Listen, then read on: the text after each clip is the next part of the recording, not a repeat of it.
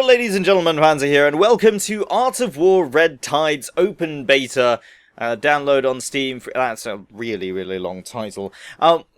This is a game that's in open beta on Steam for free right now, so if you want to go and check it out for yourself, just leave a like on the video, go and check the description, and it's there. I'll put a link for you to go and download it. I think this is going to be a free-to-play game, but don't quote me on that. It's just that there is a plus sign here. And this is quite nicely laid out for a touchscreen, so this could be a mobile port, I'm not sure. But it does look like it would fit quite well on mobile for many reasons. First up, what is this game? It is a tug-of-war strategy game. And if you're familiar with that genre, that's because it's normally on things like iPads and phones.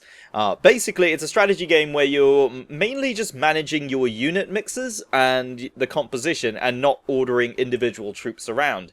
So you have a single lane and the troops just get marched down it and just bash heads until one of them is the winner and then moves on. So that's kind of how it's played. The matches are very fast, and this is what kind of caught my eye at first, is that this could be a very good sort of, I guess, time waster game, like a few minutes at a time, just have a quick round, and it does have a surprising amount of depth to it, with an interesting art style. So we're going to have a look at that now. I don't know much about the game, other than I've just played the tutorial, so I kind of know how to manage things for now. I will say, though, everything that you see here is subject to change. The game is in open beta, so things like the fonts, the UI, and all of that is subject to change. However, there are a couple of things that I would recommend the developers, if you're watching this, to definitely go and change. One, volume control. The on-off buttons, like, it says music volume, but it's literally just on and off. And master volume is just if you want to mute the game entirely. Voice chat doesn't appear to be active right now. I would rather have volume sliders for all of these things, so put that on. Yeah, that's pretty much it.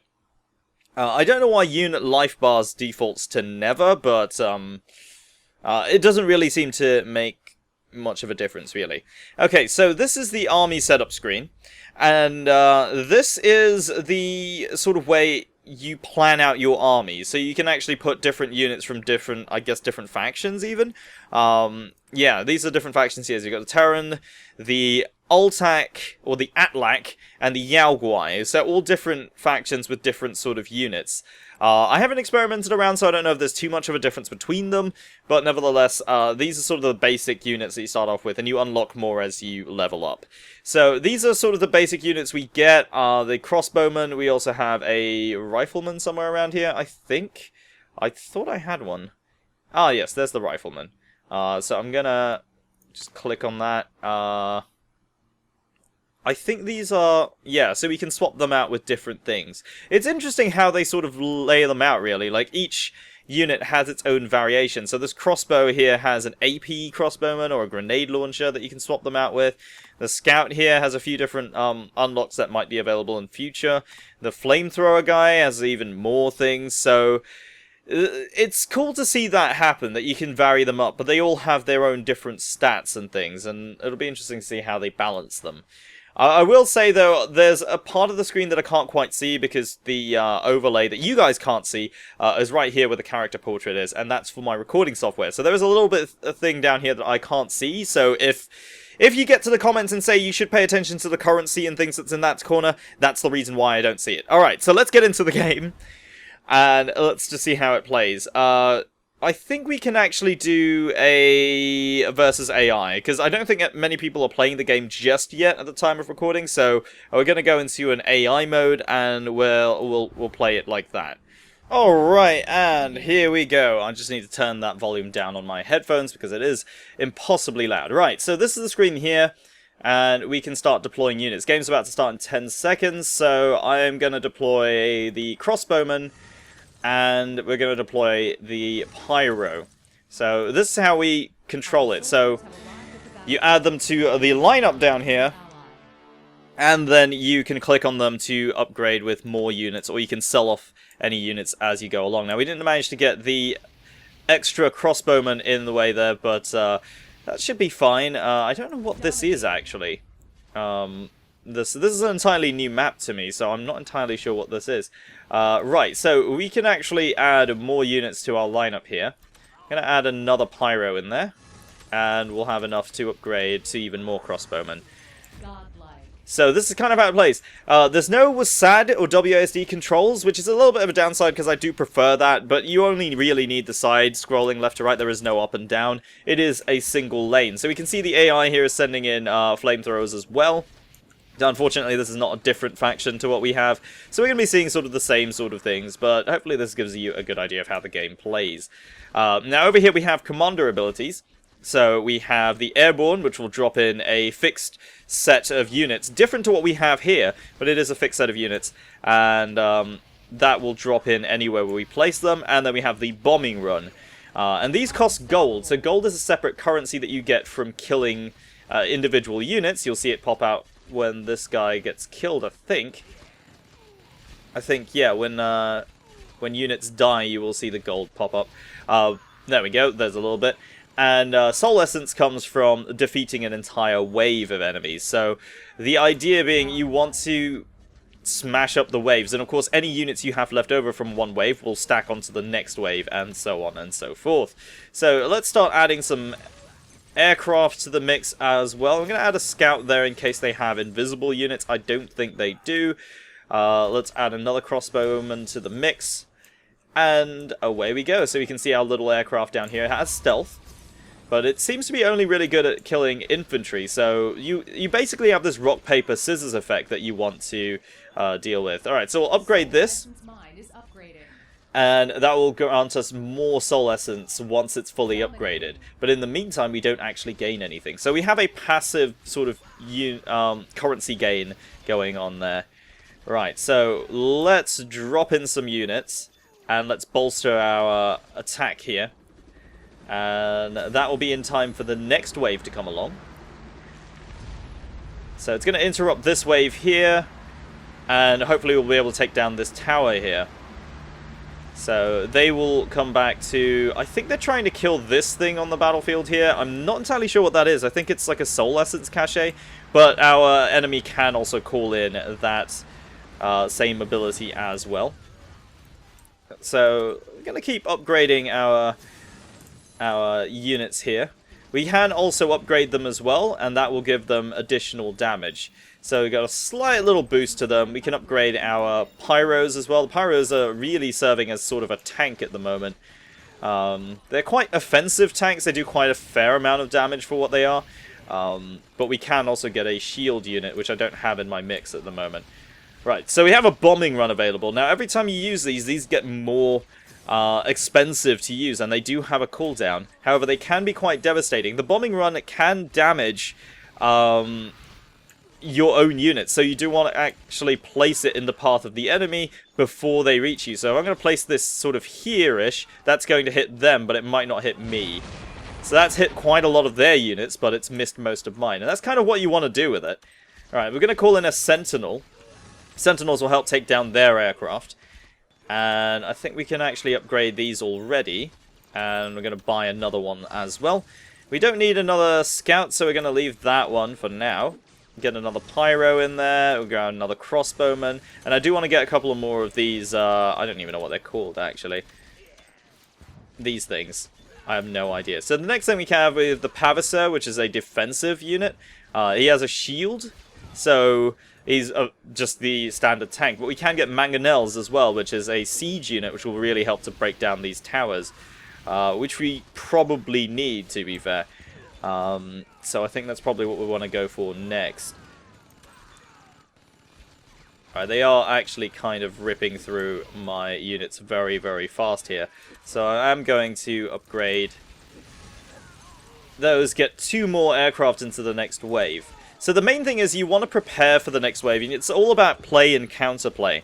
If you see your enemy producing a certain type of units, you'll want to counter that with a different type of unit. And you'll have to prepare that for the next wave. Nothing comes in the immediate wave that's on there. So you kind of have to see how things play out and then manage accordingly. And that's kind of the way it really works out for you.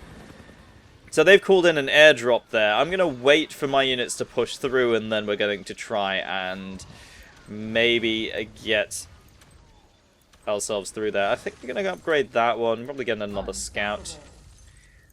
And we've managed to push them back. So overall things are still going quite well. I'm going to call in the airborne here now, so that will really get a big push going through. So you can see our units here are definitely getting quite badly beaten still. They have quite a lot of damage up front, so I think we probably need to upgrade these.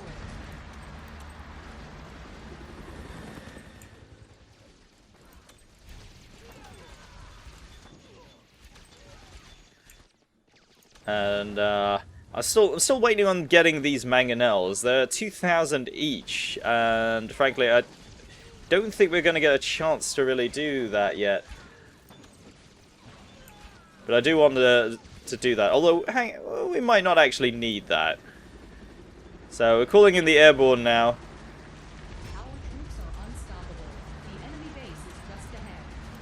Alright, let's give everything we've got into the next wave here. We don't need more scouts. Could do with a couple more of these pyros here. And I'm gonna drop that bombing run on top of those units there. Hopefully we can wipe out as many as possible. But this tower here is probably the most dangerous of the lot. It is the heaviest turret right before their base. So they are going to be wanting to defend that quite heavily. Let's try and just bulk up our forces, really. Trying to overwhelm them with numbers at the moment, I guess. But we are going to need a couple more Sentinels, I think, and probably a few more of these aircraft, because they don't really seem to be dealing with our aircraft. Now, there's an ancient creature on the battlefield. That is, I think that's a random event. I don't know if that's necessarily, I don't know if that's going to damage us or not, but it seems to be on our side of the battlefield right now. Oh, the team that slays it. So if we manage to kill that, we get a lot more of the essence. So our team is already on top of it here. Probably going to need more for that. So let's just keep bulking up our forces here. There isn't really much more I can do at this stage while still waiting for the soul mine to upgrade. So we are going to get a huge injection of soul essence if we can kill this dragon here. I'm going to drop that bombing run on them and intercept those units there. And I think we'll need to upgrade that soul mine. And it looks like, yeah, we definitely have the superior numbers in this case, definitely. 94 to 20-ish, they're dropping so fast I can't even count them anymore. But yeah, that is a lot of units that they are losing right now. I don't think we're going to be able to afford to put that on the battlefield right now, unfortunately. So, in the meantime, just going to buy a couple more Sentinels. These are quite powerful units. They do have the anti-air ability that I'm not really using right now.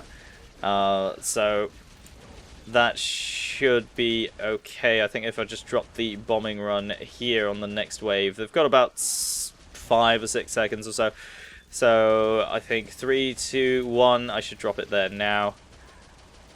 And that should intercept those units quite nicely. A little bit cheatsy, but you know what, it'll be fine. Just intercept them as soon as they spawn.